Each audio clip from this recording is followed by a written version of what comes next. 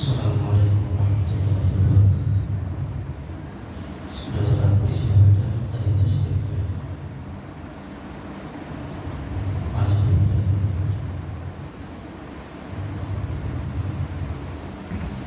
اور جو سنتیں ادا نہیں کی ہیں سنت ادا فرما لیجیے۔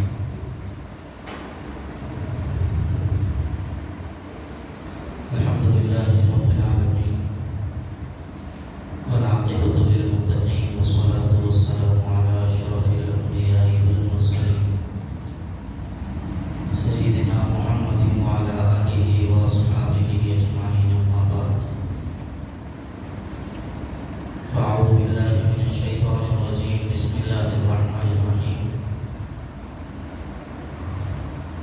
ان الذین قالوا ربنا اللہ ثم استقاموا تتنزل علیہم الملائکہ ألا تخافوا ولا تحزنوا وأبشروا بالجنة التي كنتم توعدون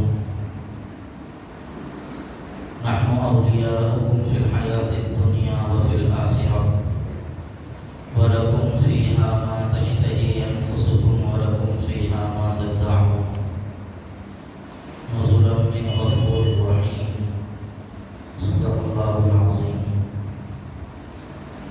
اللهم صل وسلم وبارك على سيدنا محمد وعلى آله وصحبه أجمعين۔ قابل قدر معزز بزرگوں، نوجوان دوستوں، دین اللہ کو بہت پیارا ہے اور دین پر عمل کرنے والا بھی اللہ کو بہت پیارا ہے، اور دین پر جو مضبوطی سے جم جاتا ہے اللہ اس سے محبت فرمانے لگتے ہیں، اور جو دین پر مضبوطی سے نہیں جمتا اللہ تبارک و تعالی کی نظر میں وہ ویسا مقبول نہیں ہو سکتا جو ایک دین پر مستقل جمع ہوا انسان مقبول ہے۔ اس لیے دین پر مضبوطی سے جمنے کی قرآن کریم میں اور رسول اللہ صلی اللہ علیہ وسلم نے اپنی احادیث میں بار بار تاکید فرمائی ہے۔ قرآن کریم میں اللہ تبارک و تعالی نے فرمایا فَاسْتَقِمْ كَمَا أُمِرْتَ، تم اللہ کے دین پر ایسے جم جاؤ جیسا تمہیں حکم دیا گیا ہے،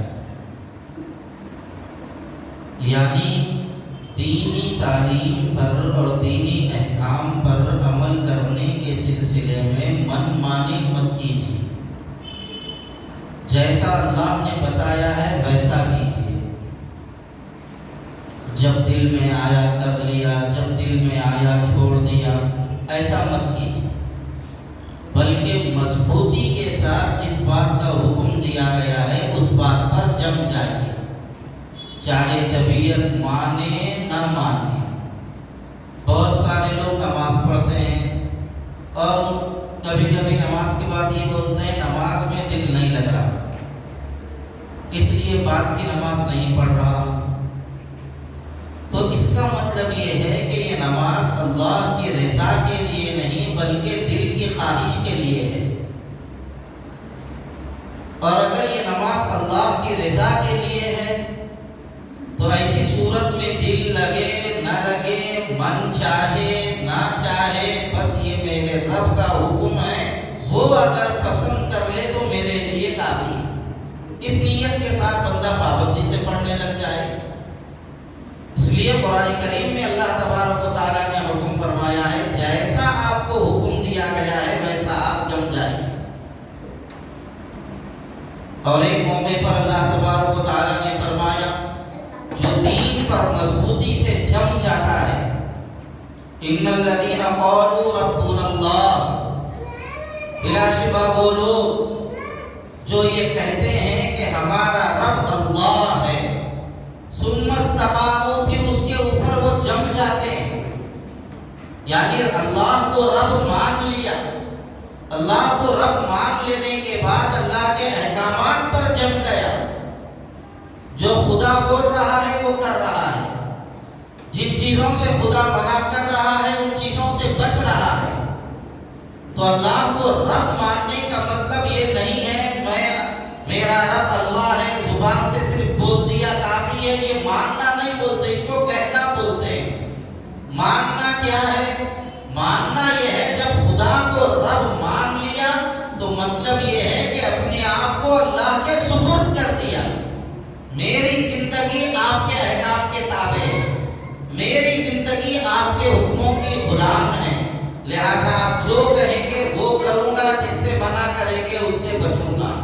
یہ ہے اللہ کو ماننا۔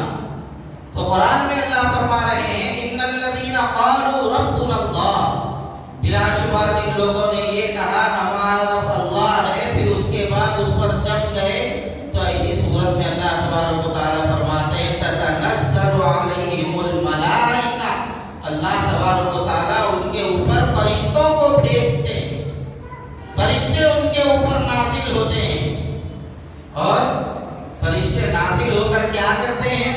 ان سے کہتے ہیں اللہ تخافوا ولا تحزنوا، کہ تم لوگ غم مت کرو، تم کسی قسم کی جو ہے نا اپنے آپ کو آزردگی اور رنجیدگی کے اندر مبتلا مت کرو۔ وَأَبْشِرُوا بِالْجَنَّةِ الَّتِي كُنْتُمْ تُوعَدُونَ، اور اللہ تبارک و تعالیٰ فرشتوں سے فرماتے ہیں تم ان کو خوشخبری سنا دو اس جنت کی جس کو ہم نے ان لوگوں کے لیے تیار کر رکھا ہے۔ تو جنت کی خوشخبری اللہ تبارک و تعالیٰ فرشتوں کے ذریعے سے دنیا ہی میں سنا دیتے ہیں ان لوگوں کے لیے جو دین پر مضبوطی سے جم جاتے ہیں۔ اس کے بعد اللہ نے کیا فرمایا؟ نحن اولیاؤکم فی الحیات الدنیا وفی الآخرہ، ہم ان کے مددگار بن جائیں گے، ہم ان کے دوست بن جائیں گے، دنیا کی زندگی میں بھی اور آخرت کی زندگی میں۔ یہ معمولی انعام نہیں ہے، یہ بہت بڑے بڑے انعامات ہیں جو اللہ کی طرف سے دین پر جمنے والوں کو مل رہے ہیں۔ اللہ فرما رہا ہے میں تمہارا دوست ہوں، اس سے بڑی بات اور کیا ہو سکتی ہے؟ کسی کو آپ یہ کہیں کوئی بڑا معزز آدمی ہے تو لوگ یہ کہتے ہیں بھائی انہوں میرے کو پہچانتے یا ان سے میرے تعلقات ہیں، اسی بات پر بندہ فخر کرتا ہے کہ میرا ان سے تعلق ہے۔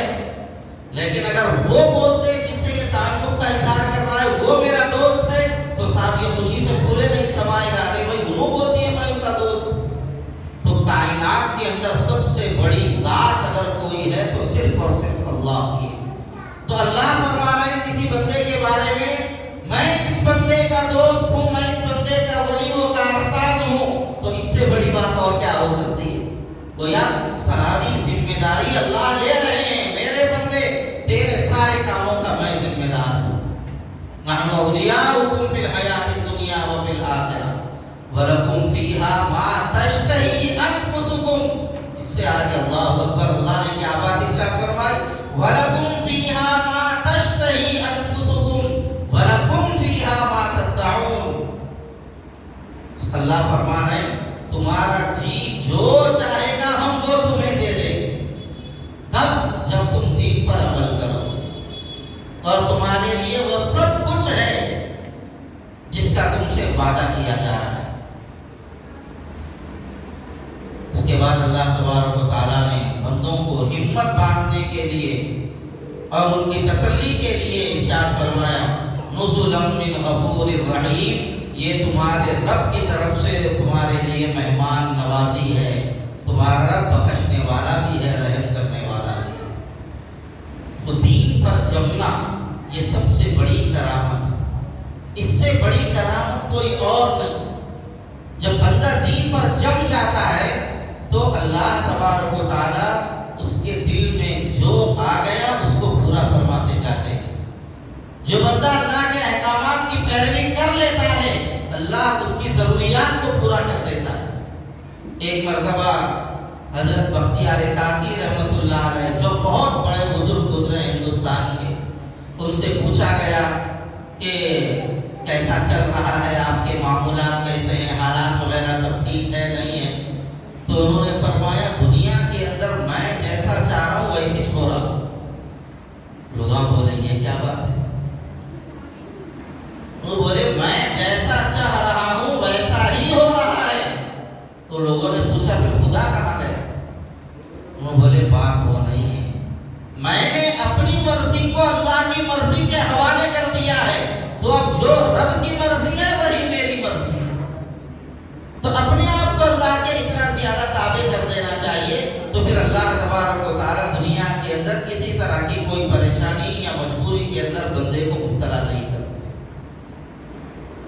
لیکن یہ بات بھی یاد رکھیے، حق پر جب بندہ چلنا شروع کرتا ہے مصیبتیں آنا شروع ہوتی ہیں۔ اللہ آزماتے ہیں بندے کو کبھی کبھی، میرا یہ بندہ مصیبتوں کے وقت میں میرے احکام پر جمتا ہے یا نہیں جمتا، یہ بندہ مصیبتوں کو دیکھ کر کہیں پھسل تو نہیں جاتا، اس کے قدم ڈگمگائے تو نہیں جاتے۔ اللہ تبارک و تعالیٰ کبھی کبھی آزماتے ہیں۔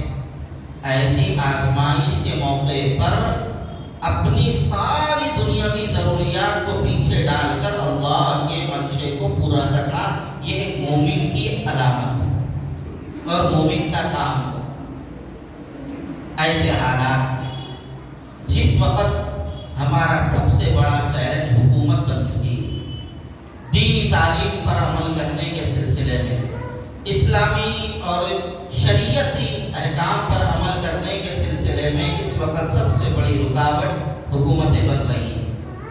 ایسی صورتحال میں ہمارے لیے ایک بڑا چیلنج ہے۔ تو بزرگوں یاد رکھو، یہ مصیبتیں اور اس طرح کی مخالفتیں یہ صرف اس زمانے کی نہیں ہیں، بلکہ حضور صلی اللہ علیہ وسلم کے زمانے میں بھی ایسی مصیبتیں آئیں۔ سرکار سے پہلے جتنے انبیاء آئے ہیں، سارے انبیاء کو ایسی مخالفتوں کا سامنا کرنا پڑا۔ حضرت نوح علیہ السلام کے بارے میں لکھا ہے 950 سال انہوں نے دین کی دعوت دی۔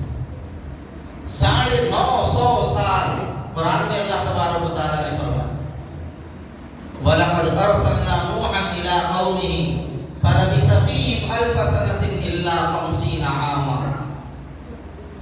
لیکن چند لوگ اسلام لے آئے، دعوت دینے کے لیے جاتے تو لوگ پتھر مارتے تھے۔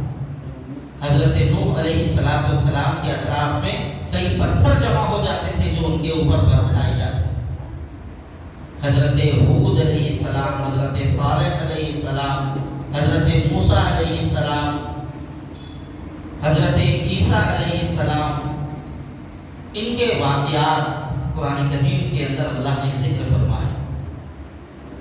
حضرت ابراہیم علیہ السلام کے واقعات کو اللہ نے قرآن میں ذکر فرمایا ہے۔ جب حق کی دعوت دی جاتی ہے یا آدمی حق پر جمنا چاہتا ہے تو باطل سر ابھار کر اس کی مخالفت کرتا ہے۔ حضرت موسیٰ علیہ السلام دین پر عمل کرنے لگے تو ایسی صورت کے اندر فرعون سب سے بڑا دشمن، حکومت تھی اس وقت، اس کی حکومت کی شکل میں سب سے بڑا دشمن بن گیا، لیکن دین پر جمے اور استقامت کے ساتھ جمے رہے۔ اس کے بعد جب اس کے ظلم و ستم سے تنگ آ کر دین پر جمنے کے لیے اس کے ملک کو چھوڑ کر دوسری جگہ جانے کا ارادہ فرمایا، پلٹ کر اس نے بھی پیچھا کیا۔ سامنے ایک ایسا بھی وقت آیا، سامنے دریا ہے اور پیچھے فرعون کا لشکر ہے۔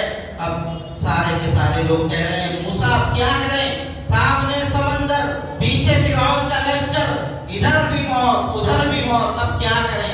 حضرت موسیٰ علیہ السلام نے فرمایا گھبراؤ نہیں، اللہ کی مدد آئے۔ پھر اللہ تبارک و تعالیٰ نے سمندر میں راستے بنا دیے، ایمان والے چل پڑے۔ فرعون نے ان لوگوں کو دیکھ کر ان کا پیچھا کیا، بیچ دریا میں آیا، اللہ تبارک و تعالیٰ نے ان راستوں کو ختم فرما دیا اور بیچ دریا کے اندر ڈوب کر نیست و نابود ہو گیا۔ تو جب باطل ضرورت سے زیادہ سر ابھارتا ہے تو ایسے وقت میں ایمان والا اگر ایمان پر جم جاتا ہے، اللہ تھوڑا آزماتے ہیں لیکن باطل کو نیست و نابود کر کے ایمان والے کو اللہ سرفراز کر کے بتاتے ہیں یہ اللہ کا طریقہ رہا ہے۔ حضور اکرم صلی اللہ علیہ وسلم کے دور میں بھی بہت زیادہ مخالفت کی گئی سرکار کی۔ طائف گئے تو طائف میں تو حضور کے ساتھ ایسا ناروا سلوک کیا گیا، کسی نے کہا کہ اللہ کو تمہارے علاوہ کوئی نہیں ملا جس کو نبی بنایا جائے، کسی نے کہا کہ مجھے تم پاگل اور مجنون نظر آ رہے، کسی نے کہا کہ اگر تم سچے نبی ہو تو تمہیں جھٹلانا خطرے سے خالی نہیں، اور اگر تم جھوٹے ہو تو میں جھوٹوں سے بات کرنا نہیں چاہتا۔ اتنا ہوا، اگر یہ بات یہیں پر ختم ہو جاتی تو اتنی تکلیف کی بات نہیں تھی، لیکن حضور صلی اللہ علیہ وسلم کے پیچھے آوارہ اور اوباش جو ہے نا نوجوان بچوں کو لگا دیا، وہ حضور کے اوپر پتھر کہ بدن سے خون رس کر سرکار کی تلیوں کے اندر آ گیا. سرکار کی جوتیاں سرکار کے تلوے اس طرح چپک گئے. اس کے باوجود بھی اللہ کے رسول صلی اللہ علیہ وسلم نے بد دعا نہیں فرمائی. فرمایا اللہ ان کو ہدایت دے، یہ لوگ جانتے نہیں ہیں. دعا دی پھر بھی حضور اکرم صلی اللہ علیہ وسلم.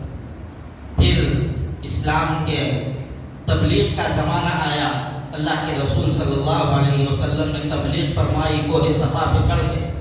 تو جو چچا سرکار کی پیدائش کے اوپر خوشی میں باندی کو آزاد کر دیا تھا ابو لہب، اسی نے حضور صلی اللہ علیہ وسلم کے پیغام رسالت کو سن کر یہ کہا محمد تبا لک یا محمد، اے محمد تیرا ناس ہو، کیا تو نے ہمیں تیری یہ تقریر سننے کے لیے ہمیں یہاں پر جمع کیا تھا؟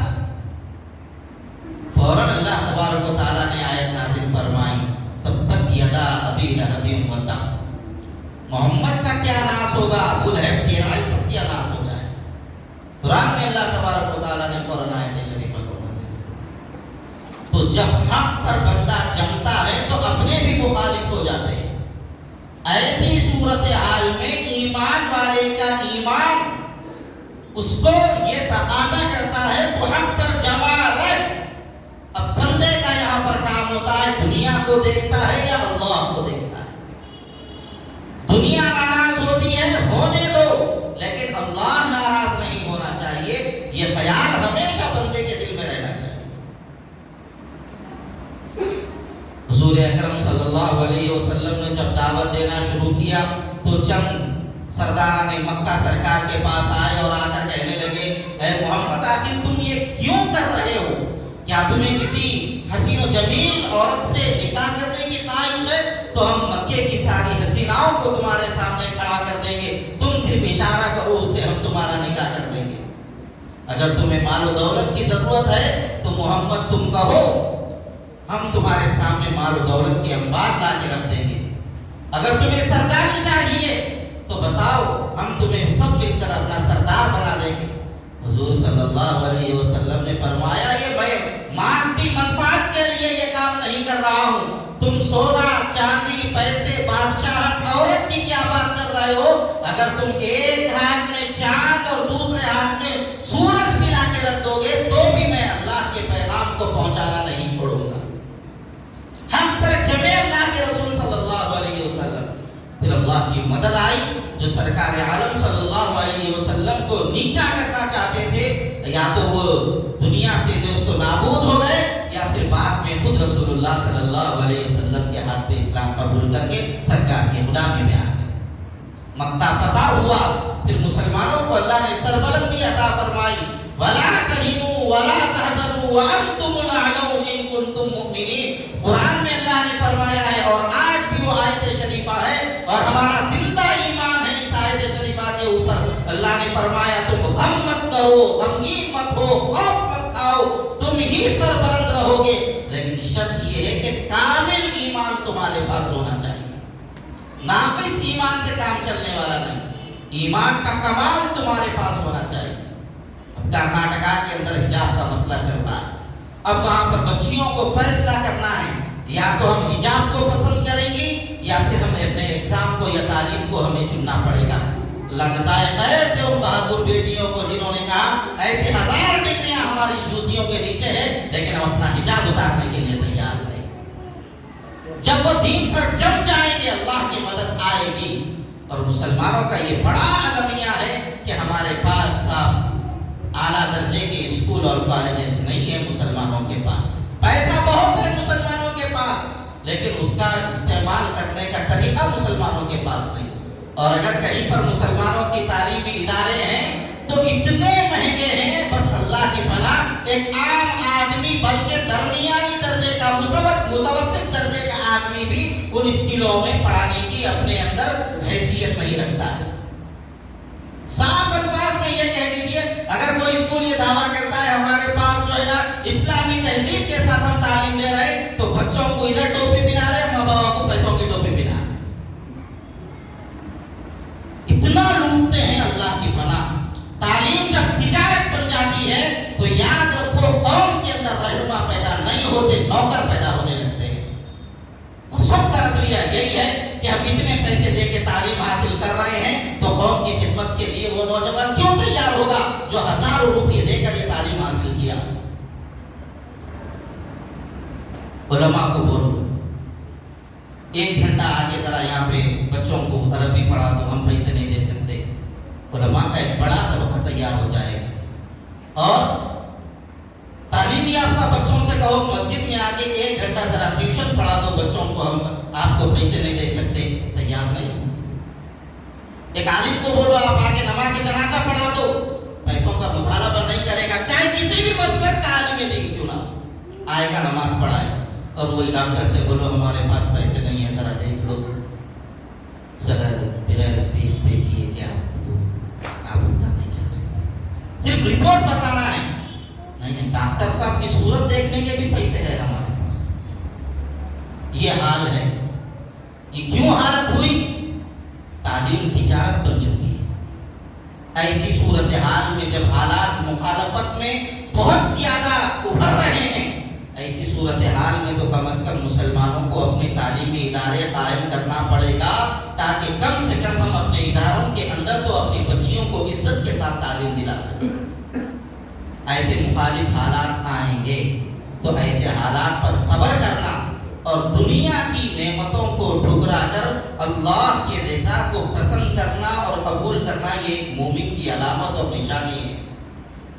ایسی صورتحال میں ہم تمام لوگوں کی یہ ذمہ داری ہے کہ ہم دین پر مضبوطی سے عمل کرنے کی کوشش کریں۔ اب یہ حجاب کا معاملہ آ گیا تو اب ہم کو بلاؤ تو ہم سب تیار ہو جائیں گے، کہاں احتجاج کرنا ہے، چلو صاحب ہم چلیں گے، اتنی زور سے نعرے لگائیں گے کہ صاحب دور دور تک آواز پہنچ جائے گی، ہمارا حلق پھٹ جائے گا، ہم اتنے نعرے لگانے کے لیے تیار ہیں۔ ہم تو یہ نعرہ لگا رہے ہیں، لیکن دل پہ ہاتھ رکھ کے بولو، کیا ہماری عورتیں کیا بے حیا نہیں ہو رہی ہیں؟ جو نعرے لگا رہے ہیں، جو احتجاج کی بات کر رہے ہیں، ان کی عورتوں کا حال یہ ہے کہ ان کی عورتیں خود بے حیا ہیں۔ فنکشن ہالوں میں ہم جا رہے ہیں، ہماری عورتیں جاتے ہی سب سے پہلے برقع اتار دیتی ہیں، سر کا پلو اتار دیتی ہیں۔ کیا ہم دعوتوں میں گئے تو ہمارے سر کا آنچل ہمیں اوڑھنے کا جو حکم قرآن نے دیا ہے کیا وہ ختم ہو جاتا ہے؟ ہمیں ان باتوں پر غور و فکر کرنا چاہیے۔ صرف نعروں سے اور دعووں سے کام چلنے والا نہیں ہے، عمل کی پختگی یہ انتہائی ترین اس وقت کی اہم ترین ضرورت ہے۔ اور ایک بات آپ یاد رکھیے، حکومتیں جن چیزوں پر پابندیاں لگا رہی ہیں وہ مسئلے تو الگ ہے۔ اگر حکومت زبردستی پابندی لگائے گی تو اس سلسلے میں ہم معذور سمجھے جائیں، لیکن جن چیزوں پر ابھی حکومتوں نے پابندی نہیں لگائی ہے ہم ان کے اوپر تو مضبوطی سے عمل کر لیں۔ جن پر پابندی لگی ہے وہ بات الگ ہے، جن پر پابندی نہیں لگی ہے ان پر تو ہم مضبوطی سے عمل کر سکتے ہیں، لیکن اس پر بھی ہم عمل نہیں کرتے۔ جب ہاتھ سے ساری چیزیں نکل جاتی ہے، چیخنے چلانے کے علاوہ ہمارے پاس کچھ نہیں ہوتا۔ ٹوپیاں لگانے کے اوپر ابھی کوئی پابندی نہیں ہے حکومت کی طرف سے، پہنو ٹوپیاں اپنے سروں پر، ثبوت دو اپنے مسلمان ہونے کا۔ اب بعض لوگ نہیں پہنتے، فرض نہیں ہے، واجب نہیں ہے، یہ زیادہ سے زیادہ مستحب ہے، یہ ساری تفصیلات، یہ جزئیات تمہارے اندر کے ہیں، لیکن باطل کو یہ معلوم ہے ٹوپی لگانا مسلمان کی پہچان ہے، تو اپنی شناخت کو باقی رکھنے کے لیے کم از کم ٹوپیاں لگاؤ اپنے سروں پر تاکہ لوگوں کو یہ اندازہ ہو سکے یہ لوگ اس عمل کے اندر پختہ ہیں، ان کے اوپر انگلی نہیں اٹھائی جا سکتی۔ داڑھیوں پر پابندیاں نہیں لگی ہیں ابھی، داڑھیاں رکھو اللہ کے واسطے۔ اگر داڑھی نہیں رکھیں گے، وقت آئے گا اس پر بھی پابندی لگے گی، تو اس وقت کیا کریں گے؟ اس وقت آگے آستین چڑھا کے احتجاج کرنے سے کوئی فائدہ ہونے والا نہیں ہے۔ اور اگر احتجاج اس وقت کریں گے، احتجاج کرنے کے لیے آئیں گے جب داڑھی پر پابندی لگے گی تو 80% سے زیادہ بغیر داڑھیوں کے نظر آئیں گے لوگ، تو حکومت بولے گی تم لوگوں کو داڑھیاں نہیں ہیں، تم لوگ کیا احتجاج کر رہے، جاؤ بول کے بھگا۔ اس لیے ابھی اللہ نے موقع دیا ہے، اسلام پر جم جائیں۔ موقع ہم فراہم کرتے ہیں، وہ موقع نہیں فراہم کرتے۔ دو نوجوان ایک کمپنی میں کام کر رہے ہیں، ایک داڑھی داڑھی رکھا ہوا ہے، ٹوپی لگایا ہوا ہے، نمازوں کو جاتا ہے، اور ایک نماز کو جاتا ہی نہیں، چہرے پر داڑھی رکھتا ہی نہیں۔ اس سے پوچھا کمپنی کے لوگوں نے، بولے یہ تو نماز پڑھ لے، چاہے تو داڑھی رکھے، یہ ہمارا معاملہ ہے۔ تو کمپنی کے لوگ اس کے اوپر پریشر ڈالیں گے۔ جب تمہارا معاملہ ہے اتنا زیادہ اسٹرکٹلی یہ تمہارے اسلام کے اندر ضروری نہیں ہے، تو تم ایسی صورت میں کیوں تم زبردستی بار بار نماز کے لیے جا رہے ہو، کیوں داڑھی رکھ رہے ہو؟ داڑھی کاٹو، اس کے بعد آؤ۔ اگر ہر مسلمان یہ کہے کہ یہ میرا معاملہ ہے، یہ میرے دین کا معاملہ ہے، میں اس کو چھوڑ نہیں سکتا، تو ایسی صورت کے اندر حکومتوں کی بھی مجال نہیں ہوگی کہ وہ مسلمانوں کے ذاتی معاملات کے اندر مداخلت کریں۔ آپ نے دیکھا ہے کبھی کسی سکھ کو یہ کہا گیا کہ تم آؤ تو اپنی پگڑی اتار کے آؤ؟ کسی آفس میں سکھ کو کبھی یہ نہیں کہا جاتا پگڑی اتار کے آؤ۔ کیوں؟ اس لیے کہ انہوں نے اپنے مذہب پر عمل کرنے کے لیے اپنا پختہ ارادہ کر لیا ہے، چاہے وہ سکھ اس کے مذہب کے اعتبار سے کتنا ہی کمزور کیوں نہ ہو، وہ جوا بھی کھیلتا ہے تو پگڑی باندھ کے کھیلتا ہے، شراب کی لائن میں بھی لگا ہوا ہے تو اس کے سر پہ پگڑی ہے، کسی بھی حالت میں جائے وہ اپنے مذہب کی شناخت کو نہیں چھوڑتا۔ ہمارے جیب میں ایک ریزر پتی بھی نکل گئے، دہشت گرد ہے بول کے ڈال دیتے، اور ان کے پاس تو ہتھیار ہیں، لیکن ان کو کوئی پکڑ کے نہیں پوچھتا۔ کیوں؟ اس لیے کہ وہ صاف کہتے ہیں یہ ہمارے مذہب کا حصہ ہے۔ وہ وزیر اعظم بھی بنتا ہے تو اسی پگڑی کے ساتھ جاتا ہے۔ ایک سکھ کو پڑوسی ملک بلایا گیا، مسلمانوں نے بلایا تو بھی وہ اسی حال میں گیا۔ اس نے ایک مسلمان کی دعوت ہے، میں کیسے جاؤں یہ کہہ کر اس نے اپنی پگڑی نہیں اتاری۔ ہر جگہ ان کو اجازت ہے اپنے مذہبی جو ہے نا چیزوں کے ساتھ عمل کرنے کی، ہم پر رکاوٹ کیوں؟ اس کی بنیادی وجہ یہی ہے کہ ہم لوگوں نے موقع فراہم کیا ہے۔ مسلمانوں کے پاس تھوڑے پیسے آ جائیں تو سب سے پہلے ان کے نزدیک اگر کوئی چیز بے حیثیت ہوتی ہے تو اسلام اور شریعت ان کی نظر میں بے حیثیت ہو جاتی ہے، اور ذرا پیسہ آیا سب سے کمتر شریعت کو سمجھتا ہے اور اپنے خاندان کے لوگوں کو سمجھتا ہے۔ شریعت کو اور خاندان کے لوگوں کو بے حیثیت سمجھنا شروع کر دیتا ہے، ذرا پیسہ آ جائے۔ یاد رکھو بزرگوں، یہ دین بڑا قیمتی ہے۔ دنیا گزر جائے گی، دنیا خواہشات پورے کرنے سے اسلام منع نہیں کرتا، دنیا کی خواہشات پورے کرنے سے کرو، لیکن شریعت کے دائرے میں رہ کے کرو۔ دنیا کمانا ضروری ہے اور ضرور کماؤ، اتنا کماؤ کہ تم کسی کے محتاج نہ رہو، تم دوسروں کو دے سکو، لیکن اس کو اپنا مقصد مت بناؤ۔ ہمارا مقصد آخرت ہے۔ ہم دنیا میں جینے کے لیے نہیں آئے ہیں، ہم دنیا میں آخرت بنانے کے لیے آئے ہیں۔ لہٰذا اپنے مقصد پر نظر رکھیے، دین پر استقامت کے ساتھ جمنے کی کوشش کیجیے۔ غیر ضروری جتنے خرافات ہیں وہ ساری خرافاتوں سے بچ کر اللہ کے دین پر استقامت کے ساتھ جمنے کی کوشش کریں۔ اللہ تعالیٰ صحیح علم و عمل کی اپنے